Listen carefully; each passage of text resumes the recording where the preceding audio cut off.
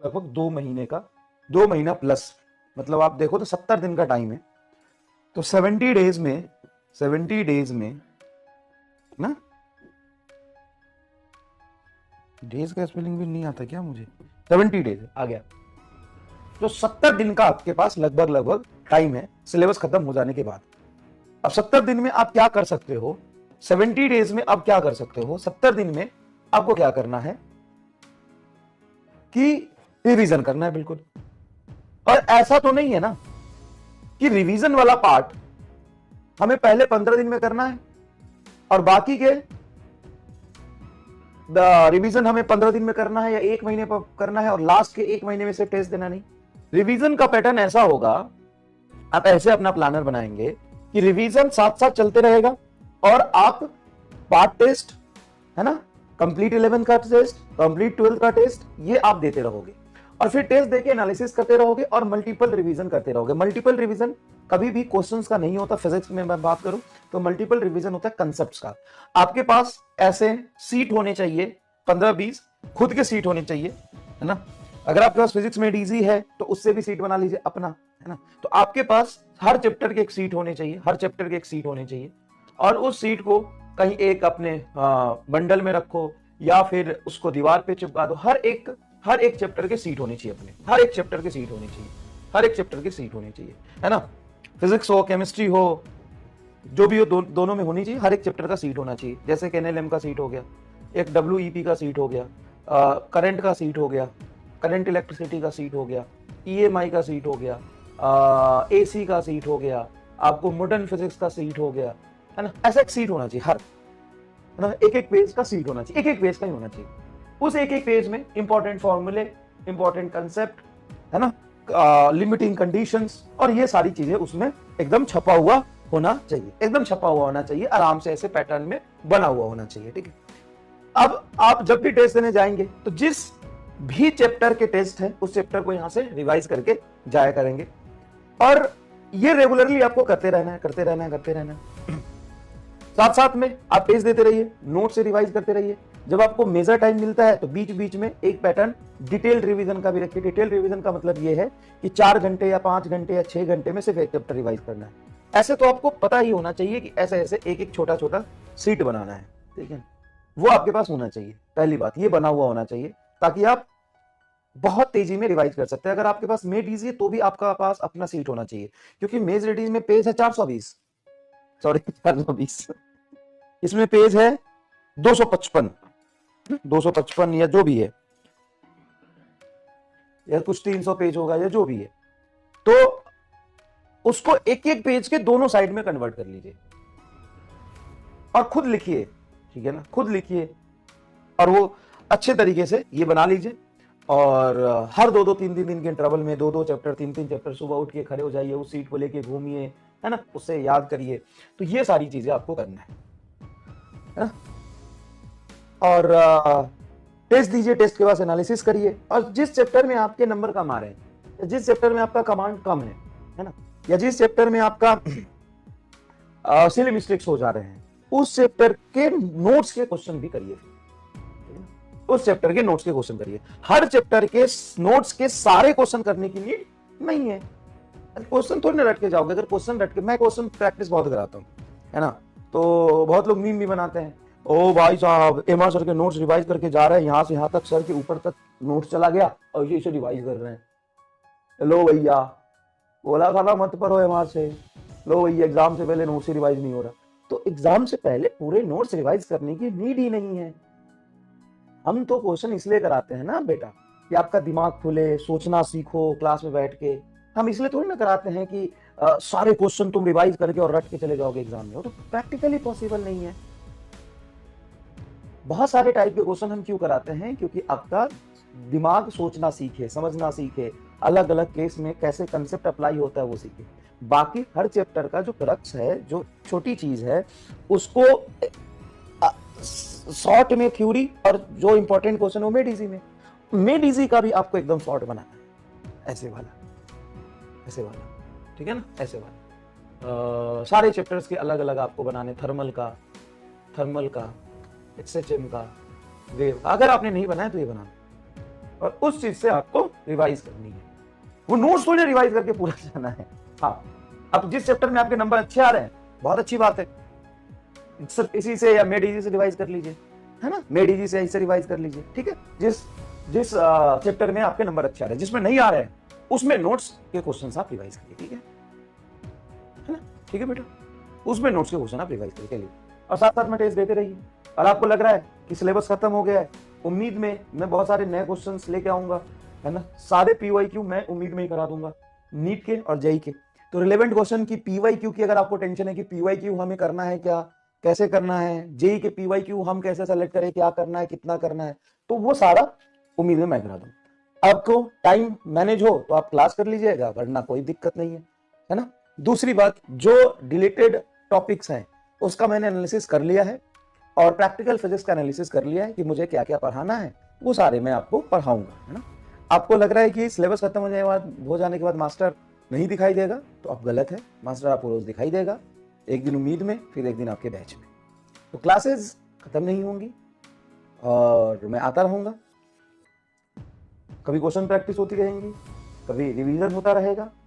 जो भी पेंडिंग चीज है, पेंडिंग चीज क्या है, जो जैसे मैं हीट इंजन पढ़ा दूंगा आपको, जैसे मैं पोटेंशियोमीटर वायर पढ़ाऊंगा आपको, जैसे मैं रोलिंग मोशन के कंसेप्ट थोड़ा पढ़ा दूंगा आपको, तो जो जो सेक्शन ऐसा है जिसमें नीट में सवाल आ गए हैं, जेई मेन में सवाल आ गए हैं रिलेटेड पार्ट से, वो सब मैं आपको करा दूंगा, ठीक है ना।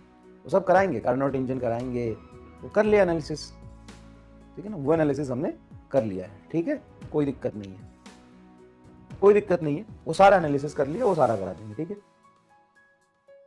ठीक है। उसके बाद फुल लेंथ पेपर डाल दिया करेंगे, वो आप प्रैक्टिस करना, फिर उसका डिस्कशन कर लेंगे। तो there are lot of things we will do from February end to April end, there are so much time ahead. तो यहाँ पे घबराने और परेशान होने वाली बात नहीं है, बात यह है कि आप भी थोड़ा सा फोकस्ड होइए, अपनी एफिशिएंसी को बढ़ाइए, डिस्ट्रैक्शन को दूर करिए, ओवर थिंकिंग को दूर करिए और सोचिए कि आपकी कितनी प्रिपरेशन है, कितनी नहीं है, अगर कहीं दिक्कत है तो किस वजह से दिक्कत है, क्या प्रॉब्लम है ना। कई बच्चे अभी तक कह रहे हैं एसएचएम का लेक्चर, जो ढूंढ एसएचएम का लेक्चर मैं आज से 2 महीने पहले रिकॉर्ड करके डाल चुका हूँ, एसएचएम का लेक्चर ही नहीं मिल रहा तुम्हें भाई साहब। चल ठीक है, आइए चलिए चलिए।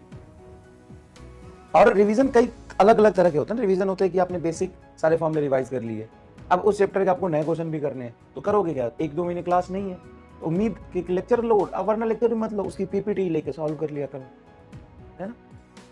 It smart and do whatever is required according to your need, got it, according to your need. उस तरीके से आराम से अपनी एफिशिएंसी और फोकस को बढ़ाओ, ठीक है। चलिए, और घबराने से परेशान होने से कुछ नहीं होगा, बहुत टाइम है अभी, बहुत टाइम है अभी।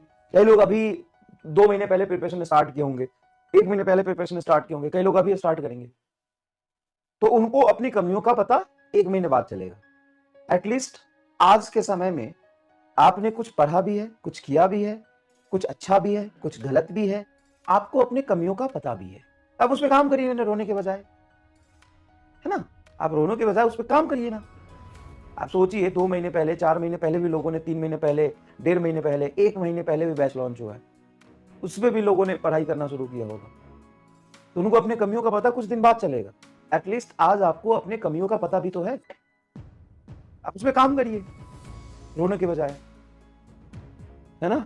और याद रखिएगा कि बीता हुआ 1 मिनट भी अगर आपके पास शक्ति है वापस लाने की, तो बिल्कुल 1-1 मिनट, 2-2 मिनट सोच सोच के खराब करिए। अगर बीता हुआ 1 मिनट भी वापस लाने की शक्ति है आपके पास, तो बिल्कुल 1-1, 2-2 मिनट सोच के आप खराब करते रहिए, समय कोई दिक्कत नहीं। लेकिन अगर आपको लगता है कि 1 मिनट भी जो हमने अभी निकाल दिया है वो वापस नहीं आ सकता है, तो उस 1 मिनट का यूज करिए ओवर थिंकिंग करने के बजाय, और 1-1 मिनट, 1-1 सेकेंड को निचोड़ लीजिए, यहां से लेकर नीट तक काम हो जाएगा आपका। बस इतना अभी जो मैंने लास्ट में 10 सेकेंड में बोला है ना, इस बात को याद रखिए, ठीक है। बैकलॉग है तो क्या करें, बैकलॉग है तो उम्मीद से कवर करो, नहीं कवर तुमको लग रहा है क्रैश कोर्स से कवर करो, अपने हिसाब से चीजों को बनाओ। तुम 5वीं क्लास के बच्चे नहीं हो, और अपने आप पे भरोसा रखो ना भाई। मास्टर जो बोल देगा वो सही और तुम जो सोच रहे हो गलत, ऐसा थोड़ी ना होता है। सबसे बड़ी प्रॉब्लम यही है कि आप कभी भी अपने आप पे भरोसा नहीं करते, अपने मेहनत पे नहीं करते। अब हमेशा ब्लैंक रहते हो, कंफ्यूज रहते हो, रोते रहते हो, समझाने वाले चाहिए होता है उसके लिए घूमते रहते हो। ऐसा नहीं होता, ऐसा नहीं होता ना। मेन इंपॉर्टेंट ये नहीं है कि आप कहां से पढ़ रहे हो, इंपॉर्टेंट ये भी नहीं है कि आप किससे पढ़ रहे हो, इंपॉर्टेंट ये भी नहीं है कि आप कितना पढ़ रहे हो, इंपॉर्टेंट ये भी नहीं है कि कितनी क्वेश्चन कर रहे हो, इंपॉर्टेंट ये है कि आप पढ़ रहे हो कि नहीं। इंपॉर्टेंट ये है कि जिससे समझ आ रहा है उससे पढ़ रहे हो कि नहीं। इंपॉर्टेंट ये है कि आज आपने कल से बेहतर किया है कि नहीं। इंपॉर्टेंट बस इतना है। बात समझ इस बात को। तुम माथा मारते रहते हो इधर उधर इधर उधर कि कोई ये बता दे, कोई ये बता दे, कोई ऐसा बता दे, क्या मैं सही है मैं कर लूं, मैं ये कर लूं क्या, मैं कंफ्यूज हूं मैं वो कर लूं क्या, मैं ऐसे कर लूं क्या। नहीं, इंपॉर्टेंट यही नहीं कि तू क्या करेगा, इंपॉर्टेंट ये कि तू कुछ भी कर, कुछ भी कर, और उस पर भरोसा रख। हर चीज सफिशिएंट है। और कोई भी चीज, कोई सीरीज, कोई लेक्चर, कोई ड्यूरेशन, कोई कंटेंट सफिशिएंट नहीं होता। उस कंटेंट को कितना निचोड़ते हो ना तुम, वो सफिशिएंट होता है। किसने बोला कि क्रैश कोर्स से या उम्मीद से या किसी चीज से सिलेक्शन नहीं हो सकता है। तुम उससे कितना एक्सट्रैक्ट कर रहे हो, इससे होगा ना यार सिलेक्शन।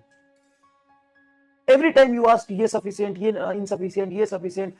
तुम ये क्यों नहीं सब सवाल पूछते हो कि मैं कितना, मैं सफिशिएंट पढ़ रहा हूं कि नहीं पढ़ रहा हूं, मैंने सफिशिएंट मेहनत किया कि नहीं किया है। अरे कोई एनसीईआरटी करने की जरूरत नहीं है। जितना लेक्चर में पढ़ा दिया उतना ही तू कर लेना यार। डीपीपी तो गोली मार। वो तो इसलिए करते हैं कि तुम्हें नए क्वेश्चन करने की प्रैक्टिस हो जाए। कई बच्चे होते हैं इतना पढ़ने के बाद भी नया क्वेश्चन देख के ब्लैंक हो जाते हैं, उसके लिए डीपीपी है। समझ गया। चलो, पिछला सब पढ़े हैं भूल गए तो क्यों, किसको याद रहता है। सालों में 12 साल से पढ़ा रहा हूं, मुझे आज तक नहीं याद हुआ, अभी पढ़ के आया हूं न्यूक्लियर पढ़ाने। ऐसी बातें कर। 12-13 साल हो गए पढ़ाते हुए, लगभग नहीं 13 नहीं हुए, 12 ही हुए, 11-12 साल हो गए। 12 साल हो गए लगभग, तो मुझे याद नहीं हुआ। और तू तो 4 सब्जेक्ट पढ़ता है, केमिस्ट्री, बायोलॉजी, फिजिक्स, तुमको ऐसे याद हो जाएगा एक ही बार में। इट्स नॉर्मल, और नहीं तो क्या। देख क्या पढ़ने वाले थे। तो आज का लेक्चर गोल देख, टुडेज गोल। टुडेज गोल, आज का गोल क्या है। आज का गोल है binding energy versus mass number and A का ग्राफ। ये हमने पढ़ा भी था।